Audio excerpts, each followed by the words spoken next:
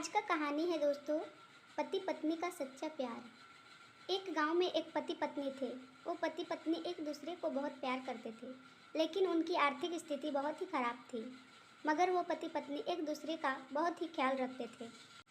एक दिन की बात है, पत्नी अपने पति से कहती है कि भगवान ने मुझे इतने खूबसूरत और लंबे बाल दिए हैं, लेकिन इन बालों में लगाने के लिए मेरे पास एक भी अच्छा हेयर पिन नहीं है। क्या तुम मुझे हेयर पिन लाकर दोगे?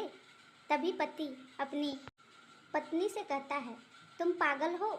मेरी घड़ी की बेल्ट पिछले 10 दिनों से टूट गई है, लेकिन मेरे पास नया बेल्ट लाने के भी पैसे नहीं हैं, तो मैं तुम्हारी हेयर पिन कैसे ला सकता हूँ?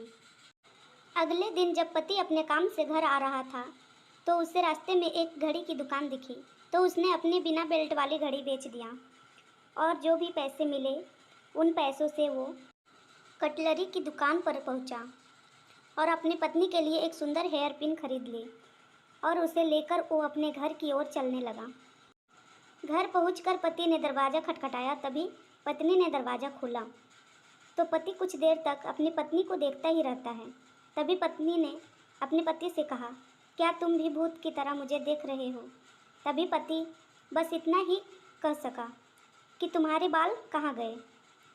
तब पत्नी ने कहा कि मैंने अपने बाल कटवा दिए और बेच डाले, और जो पैसे मिले उनसे मैं आपकी घड़ी के लिए एक खूबसूरत बेल्ट लेकर आई हूँ।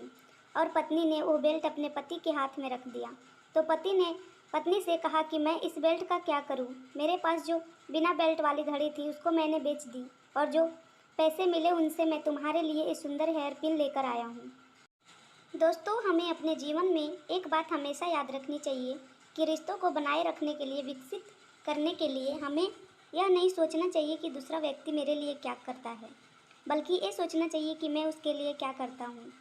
किसी को पाना प्रेम नहीं है, बल्कि खुद को खो देना प्रेम है। यानी कि प्रेम एक समर्पण है। प्रेम ही एक ऐसा धागा जो पूरी दुनिया को आपस में जोड़कर रखता है। प्रेम ईश्वर के द्वारा दी गई एक अनमोल भेंट है। इसलिए हमें सामने वाले इंसान को परखने के बजाय उसे समझना चाहिए।